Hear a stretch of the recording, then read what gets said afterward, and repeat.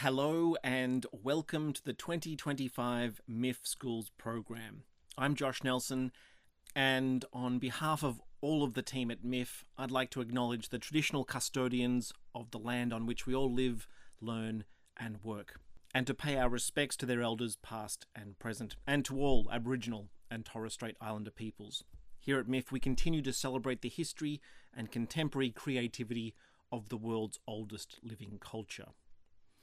As those of you familiar with the MIFF Schools programs from previous years will no doubt already be aware, these presentations have been created as an educational resource for teachers and students, providing an overview of each film text, suggesting strategies for analysis and topics for classroom discussion, and tying together aspects from the films to the various assessment criteria found within the language courses offered under VCAR, and also to subjects such as English and EAL, literature, media studies, and the film study course for the International Baccalaureate.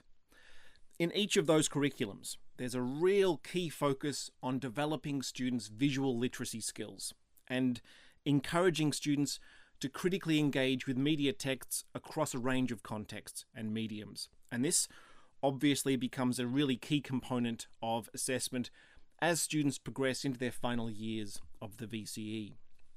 So for that reason, film analysis will be a key focus of these presentations, not as a replacement or as a substitute for the focus on language and cultural aspects, but rather as something that can sit side by side those key focus areas. While the MIFF Schools program is perhaps ideally suited to students within the French, Japanese, Mandarin, Italian, German and English language courses, the selected films in this year's program offer opportunities for study and classroom analysis across a really diverse range of subjects, abilities and age groups, preparing students, as I mentioned, for those text-based assessments and really developing those visual literacy skills. Now, I'm going to focus on the film techniques and terminologies that students would ideally have a familiarity with in just a moment, but before I do that, here a brief synopsis of the film might be useful. Now, I should mention, this will be a relatively spoiler-free presentation. I'm going to avoid, as much as possible, giving away any crucial plot details or revelations within the films themselves, while still providing you with an overview of the content of the film and suggesting some strategies and suggestions for analysis that should really help structure that post-screening and pre-screening classroom discussion and context. A Story About Fire is an evocative Mandarin language animation based on an ancient Chinese myth about an insecure monkey by the name of Ran Bi Wa, who's raised by a tribe of humans and who sets off on a journey to the mystical Holy Mountain in order to discover the source of fire and the origins of existence. Joining Ran Bi Wa in this long and perilous journey, traversing icy landscapes and encountering savage beasts, is his trusty companion, a wolf named Doggy, who, much like his simian master, doesn't fit in with the pack. Needless to say, when the pair finally reach their destination, things don't exactly go as expected, and Ran Bi Wa, perhaps like the audience, will be forever transformed.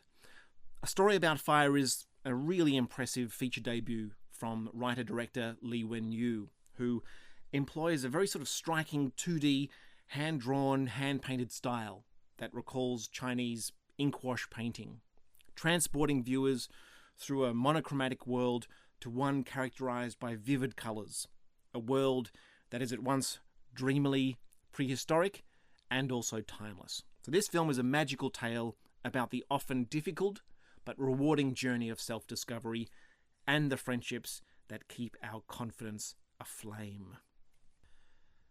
But before we look at this film in more detail, I do want to return to the terminology and techniques that I flagged at the beginning of the presentation, and that real core focus on developing students' visual literacy skills. And so I would actually recommend to teachers that prior to attending the screening, it might be really useful to either introduce, depending on the age level of the students, or at least revise a selection of key film terminology and techniques that students should really be thinking about while they're watching the film. Because, and I realize I say this every year, it's crucially important to reinforce the need for students to actively engage with these films. Yes, they're entertaining. Yes, films are fun. But there also needs to be that expectation placed upon students that they'll be watching these films in order to analyse them. Whether that's as part of a non-English language course, or English, EAL, media, or a film studies unit. And on that, I would actually suggest that students take notes, or be encouraged to take notes during the screening. It's one way to ensure that they're going to be actively engaging with what they're seeing on screen. Now, I'll talk about some of these elements in relation to the specific film in more detail shortly, but just as a general overview of film techniques, something that might be beneficial prior to the screening, this might be a useful starting point.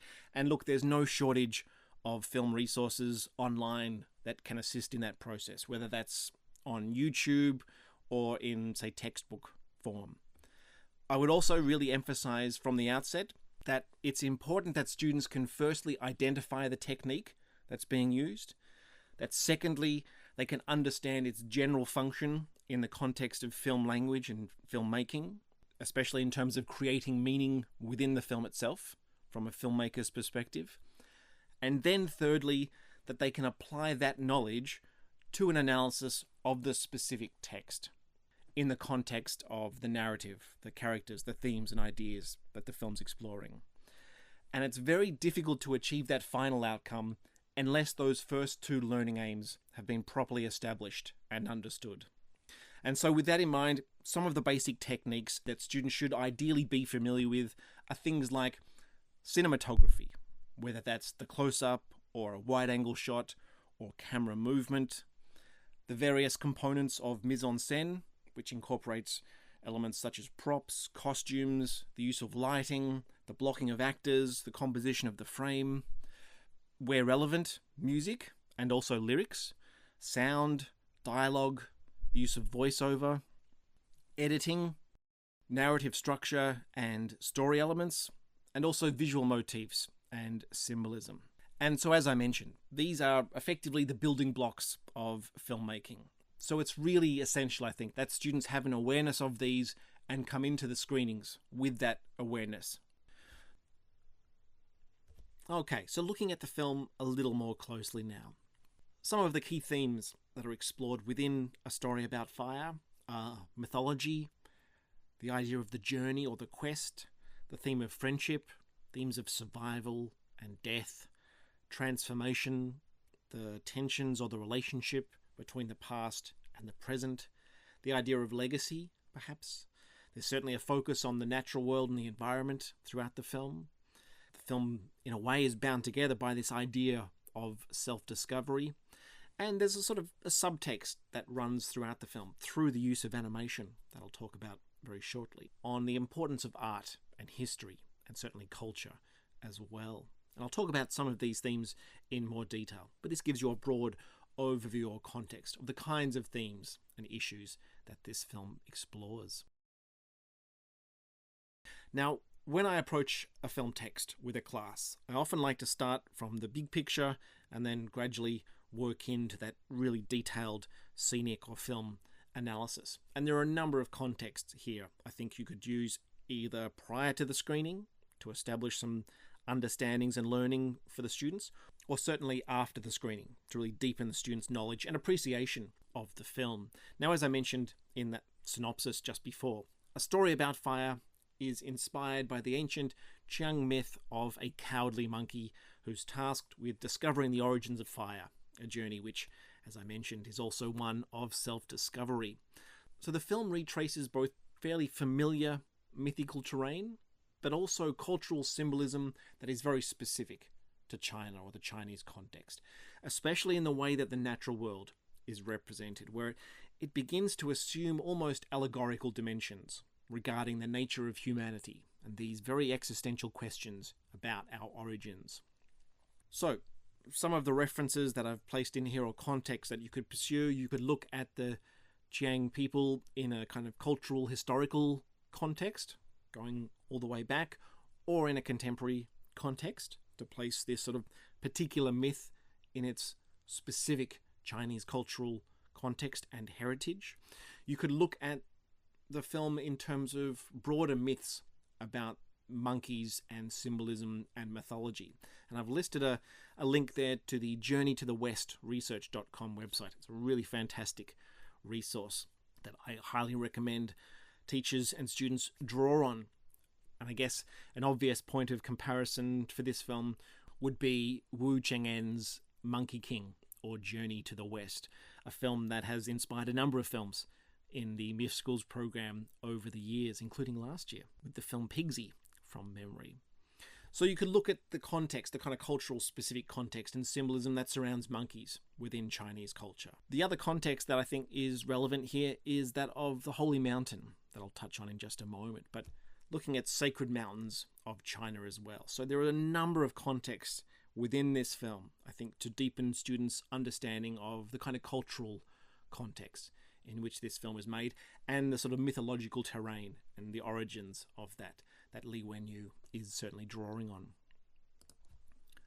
Now, one of the other contexts that I think is really handy for students, certainly younger students who are sort of getting a handle on how the creative process comes about and what a filmmaker's intentions may have been, as opposed to, say, what their interpretation is, and sort of renegotiating that space in between, is a film's production background.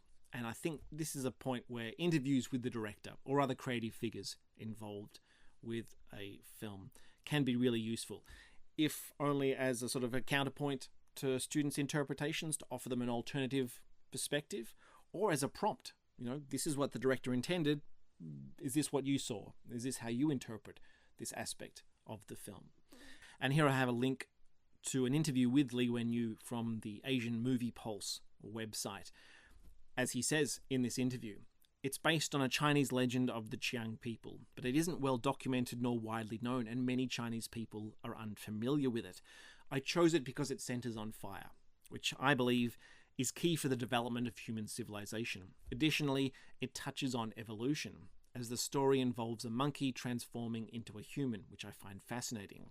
While the core elements remain the same, I also made some changes, so the film is different from the source material. For example, there's no dog in the original legend, but I added one because I just love dogs. I'm with you there, Li Wenyu. The main character is the same, but in the legend there are many gods involved, including his father, a fire god, who helps him bring fire to humanity.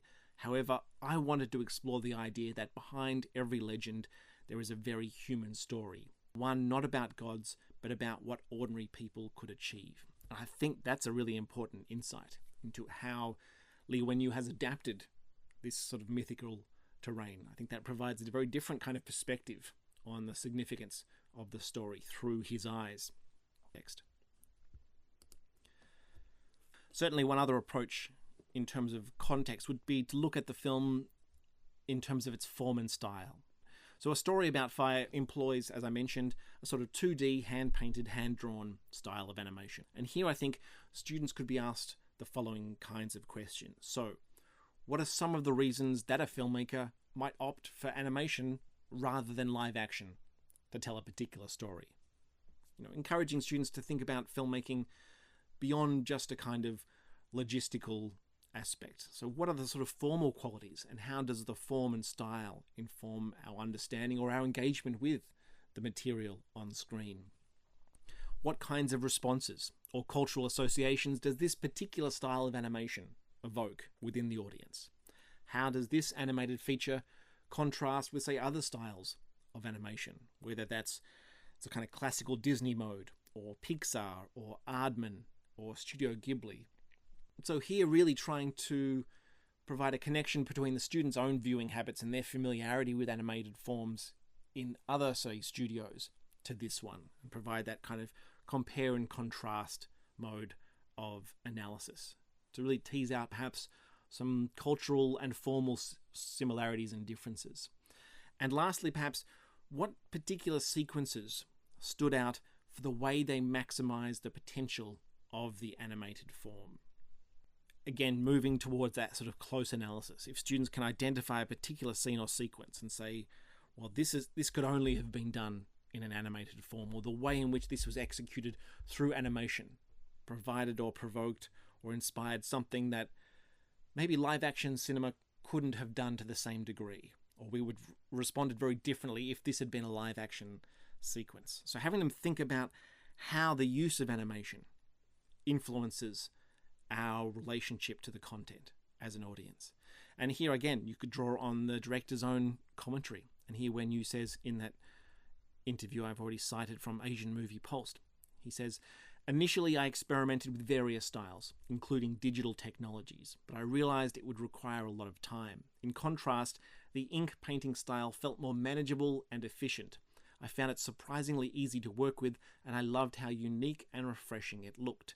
I handled most of the drawing myself, with some friends assisting me with the colouring. The entire process took about 5 years. 1 year for writing and drawing the storyboard, 3 years for animation, and another for adding effects. I used this style hoping that when viewers watch the film, they can sense its connection to China." We're connecting form and style to the kind of cultural influences and cultural connotations. So again, I think the point he raises in that excerpt from that interview is a really key one.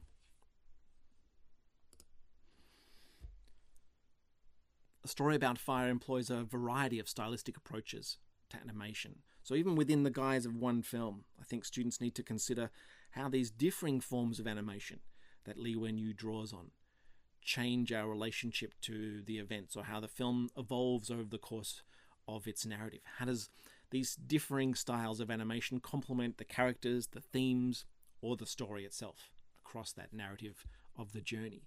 So here we have almost sort of like twigs and rocks. We have an ode to perhaps MC Escher with this sort of spiral of birds and other animals that we get at one point. As the film goes on, the layering of animation becomes more and more detailed at various points, as those bottom two images or stills from the film suggest. So again, referring to Lee Wen Yu, "I believe animation has endless possibilities. In this film you'll see various pieces, hand-drawn elements, paper cutouts, stop motion, as well as vibrant and diverse colours. In China, most animated films in cinemas are 3D, so I wanted to introduce people to other styles and expand their understanding of what animation can be. It's a medium for everyone, capable of conveying different meanings to different audiences." So again, I think having an awareness of what he's trying to do in terms of the very form of animation opens the film up to wider interpretations, which I'll touch on very shortly. Looking and encouraging students to break down the very sort of structure of the film, I think, is also an important point. Having them think about how stories are constructed. So, for example, the narrative of A Story About Fire is divided into 8 chapters, each with their own subheading. So Chapter 1, The Jungle, Chapter 2, Survival, Chapter 4, Dreamlike, and so on and so on. So asking students to think about, why has the director arranged the story in this manner through the use of these chapters? What connections is he perhaps alluding to or suggesting to other forms of storytelling, whether it's the children's book perhaps? Or might this be another way of linking the film to its mythological origins, the origins of oral storytelling? And here I think students should really consider the ways in which the styles of animation change or develop from one chapter to the next. So for instance, what additional animation techniques does Wen Yu introduce or incorporate over the course of the narrative? Does the colour palette or the visual style or pace of the editing change through the structure of the film? Also, what does the story of the human character that's interwoven throughout this film provide in terms of a counterpoint to the actions and the journey of Ran Biwa? What does having sort of almost 2 parallel stories, what does that suggest about the nature of time and history, or the search for the truth of our origins? Again, coming back to that theme of the past and present. The past is still alive in the present, certainly within this film. So now looking at the film in a little more detail, those building blocks of the film techniques and terminology, some of which I mentioned at the top of the presentation. So students should really consider how the film's cinematography, for example, the types of shots used, the use of focus, the use of different angles, the use of different compositions or movements within the frame, shapes its connection to the audience and contributes again to the film's themes or to its characters' Again, identifying the technique, the close-up. The camera zoomed in on an object or a character within the frame. Why do filmmakers, say, for instance, use a close-up? Well, is it to emphasize or create or foster an identification between the character on screen and the audience, to create a kind of intimacy in that relationship? Is it simply to emphasize some key detail within the film? And then that third stage, okay, why has the director used a close-up in this particular moment? So having them apply that knowledge to the context in which it's being used, an extreme close-up, dramatizing our connection to his perspective in this film. And that approach goes for all of these techniques. So for example, the wide-angle shot, emphasizing setting, or if you want to interpret it within the particular context in which this wide-angle is being used, to dramatize a sort of sense of isolation between, in this case, a human character who's at odds with the natural world and these sort of wolves that are surrounding her. There's a symbolic connotation. There's extra layers of meaning that come through from the use of a particular technique.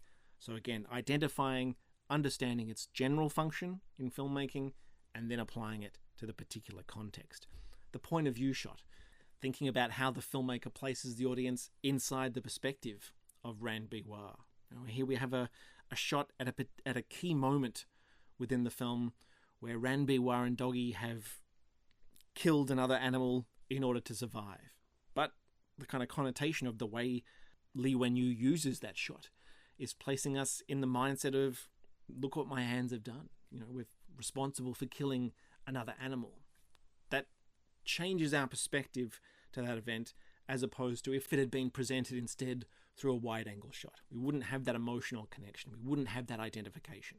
And that's a really useful strategy within the classroom context, I think, to put it to students. Well, how would we understand this scene differently if the filmmaker had used a wide-angle instead of a close-up?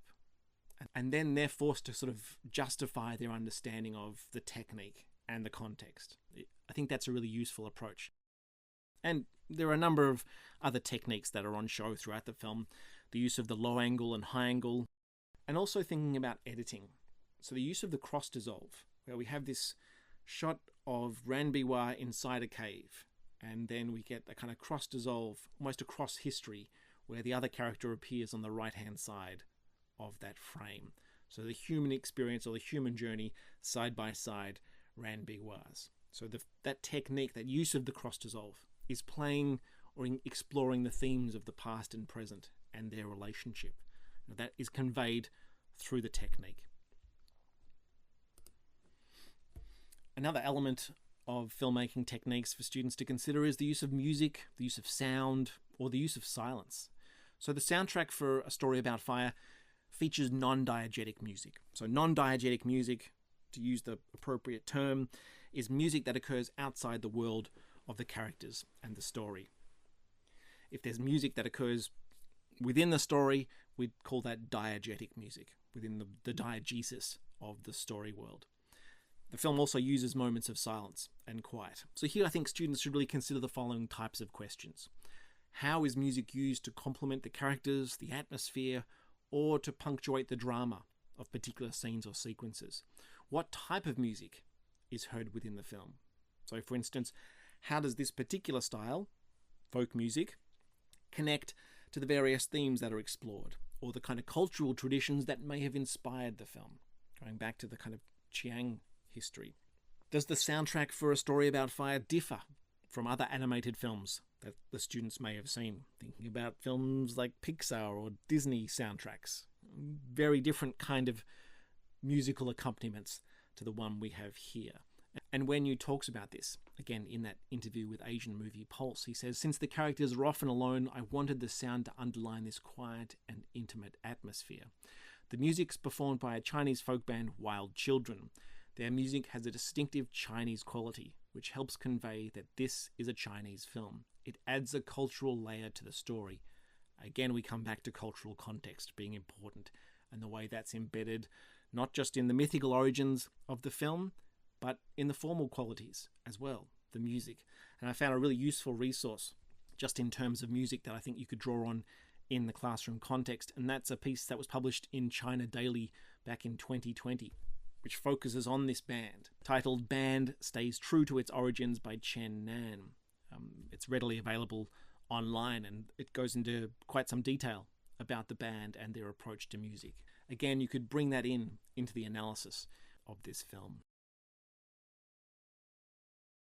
Now, I mentioned earlier that this film is both an artwork in itself, an animated feature, but in some ways it's also about art.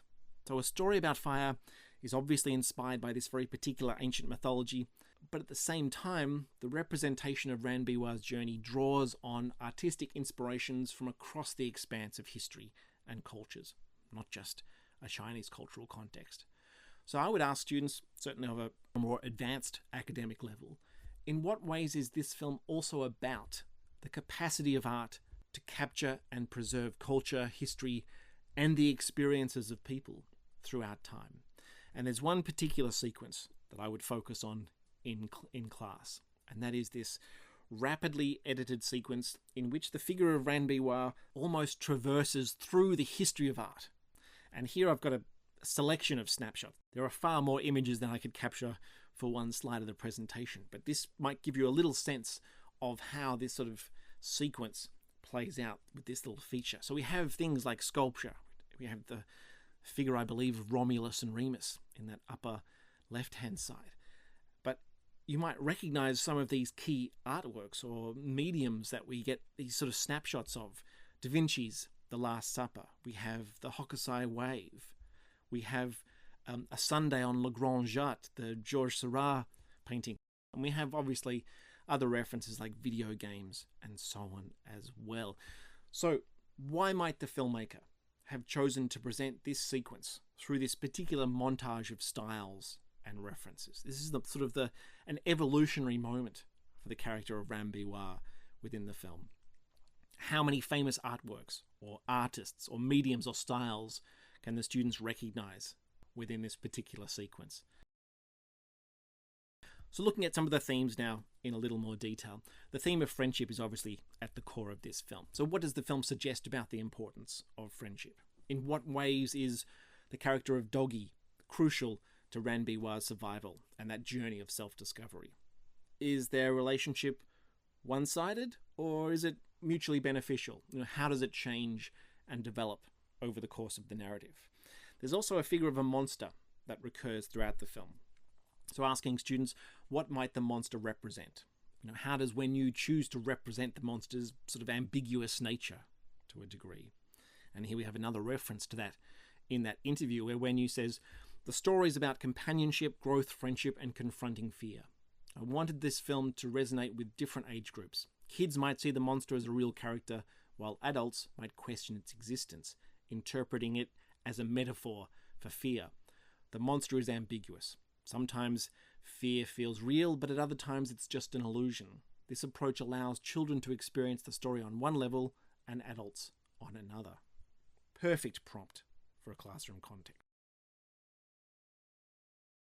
Thinking about key motifs within the film. So fire is obviously a key motif within a story about fire. I mean, it's in the title, so obviously. But what's the significance of fire within the story of Ranbiwa's journey? And how does its symbolic role in this particular myth resonate perhaps with other philosophical or mythological tales? For example, the Greek myth of Prometheus. Or here you could connect the motif or the theme or the focus on fire to local traditions and cultures, Australian First Nation peoples and cultures. What's the significance of fire here? How does it differ perhaps to a Chinese cultural context within the film? Or to broader tales about the land and to creation. One of the other key motifs within the film is that of birds and animals. So, addition to Ranbiwa, who's a monkey, and Doggy, who's a wolf, A Story About Fire features a broad cross-section of other creatures. So what kinds of cultural or mythological associations do these animals provoke? Students should really consider how they're being represented on screen. Do these representations adhere to, say, traditional Western understandings of these animals? And you could refer back to, say, other animated features in an American or other context. Or does their symbolism and their meanings differ within a Chinese context? So we have birds. I don't think it's a raven on the top left, but it's a bird that we see early on within the film. There are other creatures like vultures or sort of storks and cranes, owl, bear, tiger, the sort of snake symbolism we get at various points. What kinds of connotations do these elements have? And of course, you could look at the sort of Chinese horoscope to delve in a little deeper at the significance of animals in that particular cultural context. But for Li Wenyu, as he says, the monkey symbolizes the ancestor of humans, while the wolf represents the ancestor of dogs, showcasing the ancient partnership between humans and canines and the deep emotional bond they've shared for centuries. Dogs aren't just companions, they're family. There's also the theme of death and survival. I sort of touched on this just before. The journey that they undertake is one in which danger is omnipresent. So in what ways does the film balance out these opposing forces of life and death within the laws of nature? And that awareness, or conscience perhaps, that comes from taking another life, even if it's done so or driven by the need to survive. So we have the symbolism of death throughout the early stages of the film in particular. We get these shots of the bloodied hand of Ran Biwa after one of the killings. It's that moment of, well, this is the animal, it's no longer about survival. We have guilt and conscience sort of creeping in, and that is very clearly connected to the human story and her stealing eggs in order to survive. And again, the figure of the hand and the symbolism of the hand is key in both of those images. It's a motif that connects those stories and these themes. We also have the symbolism or the motif of the Holy Mountain. So the Holy Mountain is obviously the destination for Ran Biwa's journey. However, its appearance changes over the course of the film. So asking students to consider, what does the Holy Mountain represent? Is it a physical place? Is it a state of mind? Is it indeed the origin of all things? How does the end of the film and Ran Biwa's discovery shift or alter our perceptions about the Holy Mountain? And without giving anything away, the end of the film or the concluding imagery within the film, asking students to consider, what impressions does Li Wenyu leave us with at the end? What's the tone of the ending? Is there a clear sense of resolution, or do certain ambiguities persist? How does the film's ending differ from other mythological tales that students may have seen or read? So with endings and certainly the overriding impressions that students have of a particular film, I think it's important as teachers to really encourage a wide range of interpretations in their responses. You really want to foster that idea that there's not necessarily one way of reading a film. You're really trying to encourage students to think laterally, to think outside the box, based on what's in the film, obviously, but there isn't that idea of the one right answer. And here Li Wenyu says, the Chiang people have a tradition of worshipping white stones. In this film, the white stone symbolizes the treasure that Ran Biwa discovers after facing countless challenges. However, as revealed early on in the story, this treasure has been with the human tribe all along. It serves as a reminder that the things we tirelessly pursue in life might already be right in front of us, waiting to be seen and appreciated. Now, I think you could bring in that prompt after getting a sense of students' interpretations of the ending and seeing if they understood that, or if that offers a new perspective on the film. And lastly, I think as an assessment task, and this could be utilized for both language courses or English, literature, media, or what have you, as a way of having students apply the techniques and terminology and knowledge and critical analysis skills in a very sort of neat assessment task or form, is asking students to write their own review, perhaps after reading and critically engaging with other published reviews of the film. I think the review assessment task is quite a useful way of utilizing a number of the elements that I've referred to throughout this presentation. And here's an excerpt from a review of A Story About Fire from Tobias Dünen in Asian Movie Pulse, where he writes, The picture, which took 5 years to finish, is characterized by beautiful animation hand-drawn in the traditional Chinese ink painting style. Delicate colors with dominant white and shades of grey perfectly reflect the simplicity of the presented story and at the same time provide a pleasant change from animations filled with expressive colors. The characters are developed just enough to appear authentic and lively, but not so much as to distract from the story. In just 85 minutes, the director, whose mentor was Keshwan Ma, is able to skillfully present an engaging story, which is all the more impressive considering that he did most of the work himself. Minimalist, but at the same time deep and creative, the film poetically presents the hardships of life in a prehistoric time. What's more, despite its simplicity, the story does not explain everything, which is why it encourages reflection and invites each viewer to interpret it in their own way, which I would add also makes it an ideal text for teaching. And with that, we have reached the end of the presentation. For information regarding bookings, age suitability, or additional details for all of the films in this year's MIFF Schools program, head on over to miff.com.au/schools, where you will find all the information and resources, as well as links to the rest of this year's festival program and screenings. And so, on behalf of myself, Josh Nelson, and MIFF Schools programmer Kate Fitzpatrick, we'd like to thank you for watching this presentation and to wish you a very enjoyable and, more importantly, educationally rewarding experience at this year's film festival. Thanks so much.